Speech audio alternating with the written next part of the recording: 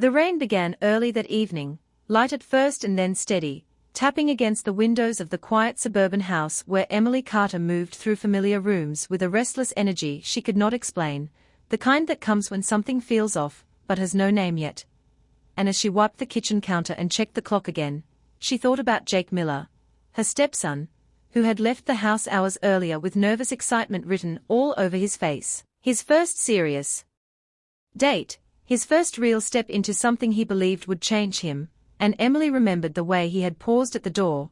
adjusting his jacket, trying to look confident, while his eyes betrayed fear and hope mixed together. And she had wished him luck with a gentle smile, not knowing why her chest tightened after the door closed behind him. The house felt too quiet after that, the kind of silence that makes every sound louder, the hum of the refrigerator, the tick of the clock, the rain growing heavier as night settled in, and Emily found herself thinking about the past, about how first moments are often imagined as perfect even though life rarely follows the plan, and she wondered if Jake understood that yet, or if tonight would teach him in a harder way.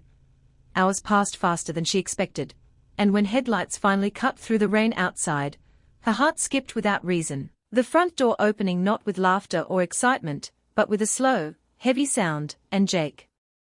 stepped inside looking smaller somehow, soaked from the rain, shoulders slumped, eyes distant, the joy he had carried out of the house completely gone, and Emily knew instantly that something had broken inside him, something fragile and new.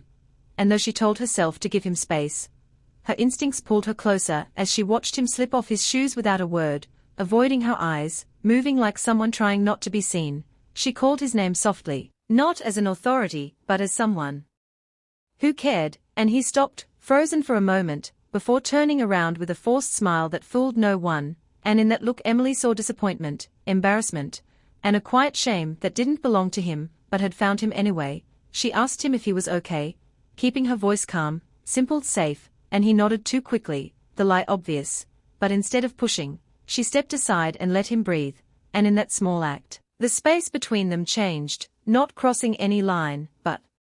opening a door. Jake finally spoke, his words rushed and uneven, explaining how the night had not gone the way he imagined, how expectations had met reality and lost, how he felt foolish for believing it would be special just because he wanted it to be.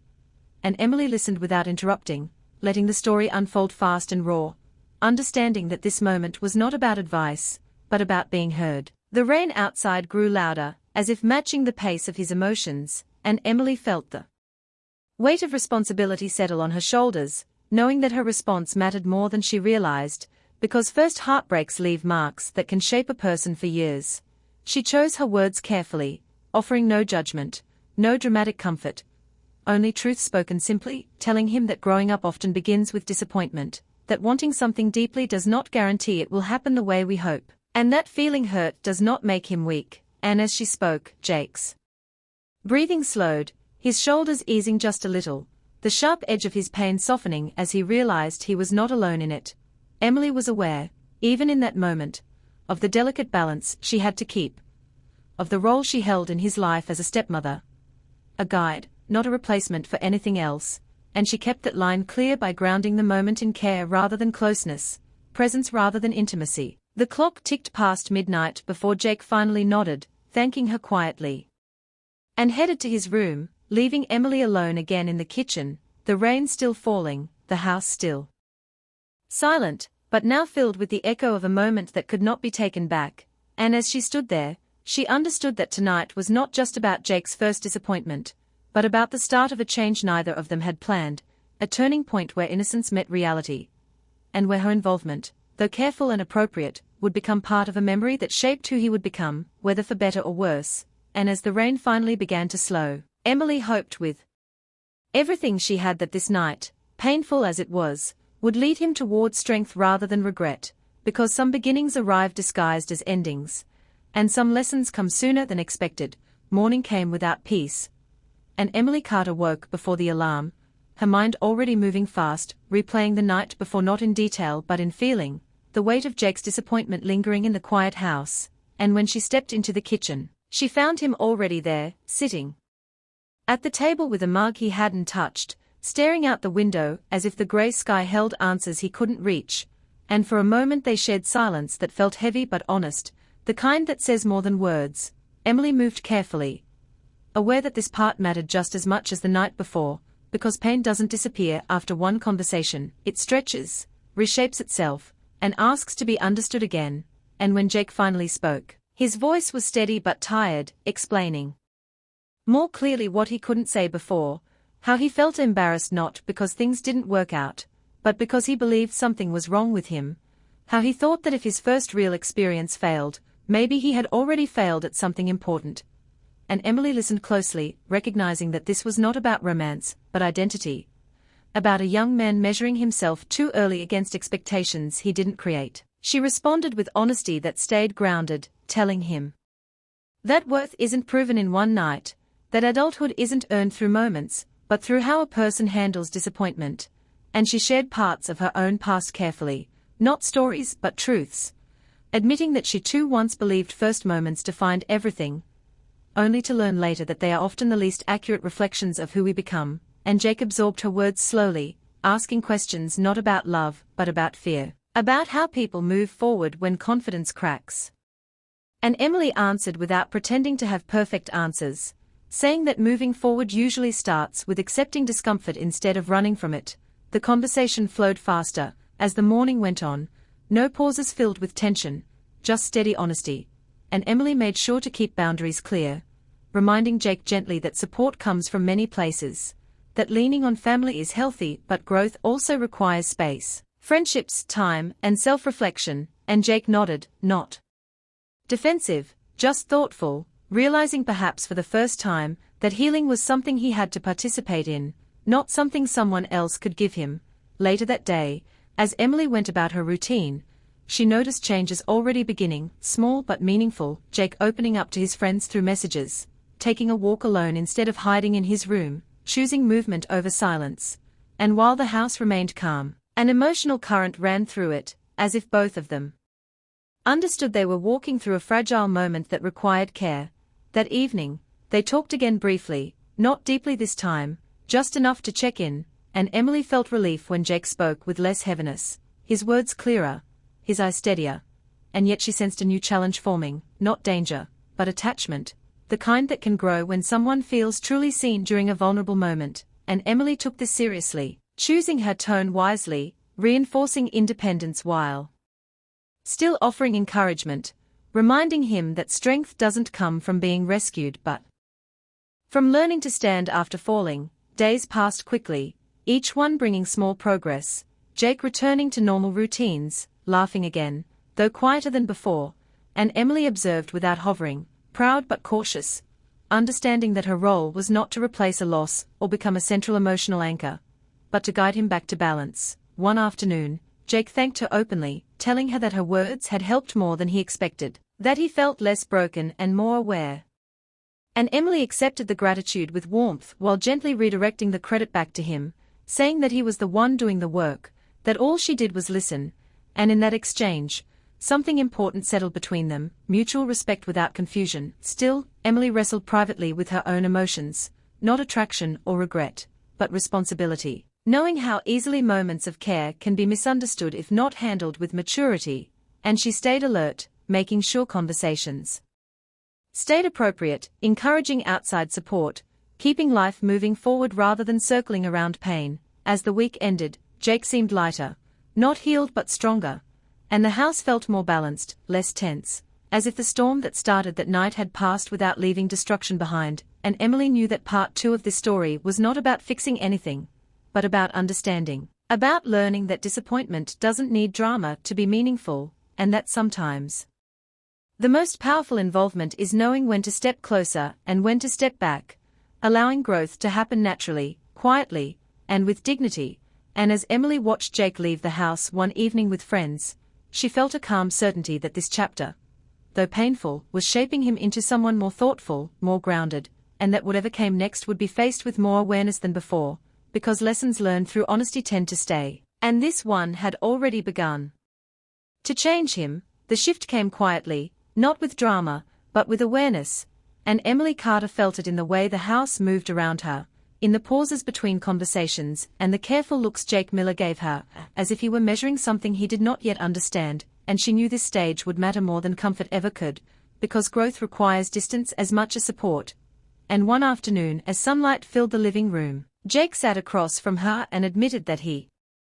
felt pulled between gratitude and confusion, not about her intentions, but about his own emotions, about how safety can feel powerful when someone is hurting, and Emily responded without hesitation, steady and clear, telling him that feelings after disappointment can blur meaning, that closeness in difficult moments does not always point towards something deeper, and that learning to name emotions instead of following them blindly is part of becoming an adult. She spoke plainly, without softness. That could be misread, reminding him that boundaries exist to protect trust, not to remove care, and Jake listened, his face serious, understanding settling in even if it stung a little, because clarity often does, and from that day forward, Emily changed the rhythm of their interactions, keeping conversations shorter, purposeful, focused on progress rather than pain, encouraging Jake to fill his time with things that reminded him of who he was outside that night: work shifts, workouts, study, goals, friendships, anything that built confidence through action. Jake responded with effort, signing up for extra hours, reconnecting with friends he had avoided, forcing himself into routines that felt uncomfortable but grounding. And though some evenings he still felt the pull to talk, to lean back into the ease of Emily's understanding, he respected the space she created, realizing slowly that it wasn't rejection, but direction. Emily watched him closely but from a distance, resisting the urge to step in when silence appeared, trusting that strength grows in quiet moments, and she dealt with her own thoughts privately, acknowledging that caring deeply does not mean staying central, that sometimes love is measured by restraint, not presence. Weeks moved quickly, and Jake changed in ways that surprised even him, his posture straightening, his voice gaining confidence, his laughter returning naturally rather than forced, and one night over dinner, he spoke about plans, future goals, travel ideas, things that reached beyond the small circle of his past hurt, and Emily felt relief, knowing the lesson was taking root. Still, there was one moment that tested everything. A late evening when Jake came home frustrated after an argument with friends, emotions high, words tangled, and he almost crossed the line back into dependence, seeking reassurance the way he once had, and Emily met the moment calmly, listening briefly before guiding the conversation outward, suggesting rest, perspective, time, refusing gently to become the center of his emotional world again. And though Jake felt disappointment, he also felt respect, understanding that support does not always mean closeness, and that self-reliance is built through repeated choices. After that night, something settled firmly between them, a mutual understanding grounded in maturity, and the house felt balanced again, not quiet with tension but calm with purpose, and Emily knew that part 3 was never about conflict, but about discipline, about learning when to hold a line even when emotions push against it. Because blurred lines don't just confuse relationships, they slow growth. As spring approached, Jake stood more firmly in himself, no longer defined by one moment or one conversation, and Emily felt confident that the most difficult part had passed, not because pain was gone, but because it no longer controlled direction. And as she watched Jake leave one morning with a clear stride and focused eyes, she understood that this chapter was shaping him into someone stronger, someone who would carry the lesson forward without needing reminders, because the most meaningful guidance often happens when words stop and space does the work. And in that space, Jake was finally learning who he was becoming. Spring arrived without asking permission, and with it came a lightness that Emily Carter noticed in small ways at first: the windows open more often, music playing again, Jake Miller moving through the house with purpose instead of hesitation, and it became clear that the difficult season was ending not with a dramatic moment, but with steady change built day by day, because Jake had begun to understand that his life was larger than one disappointment and stronger than one memory. He focused on work, saving money, planning small goals, and each step forward added confidence that no conversation alone could have given him, and Emily watched quietly, choosing observation over involvement, proud of the distance that now felt healthy rather than cold. One afternoon, Jake came home, excited about a college visit he had taken with friends, talking fast, full of ideas, and Emily listened with a smile that carried relief, realizing this was the sound of someone moving forward on his own strength, not leaning on the past for balance. and she encouraged him without directing, asked questions without guiding, letting him own his choices fully. Time moved quickly after that, weeks blending into months, and the memory of that night faded into context instead of control, no longer something that defined Jake, but something that informed him, a lesson stored rather than relived. Emily reflected often on her own role, understanding now that involvement does not always mean closeness, that sometimes the most responsible care is knowing when to step back so someone else can step up.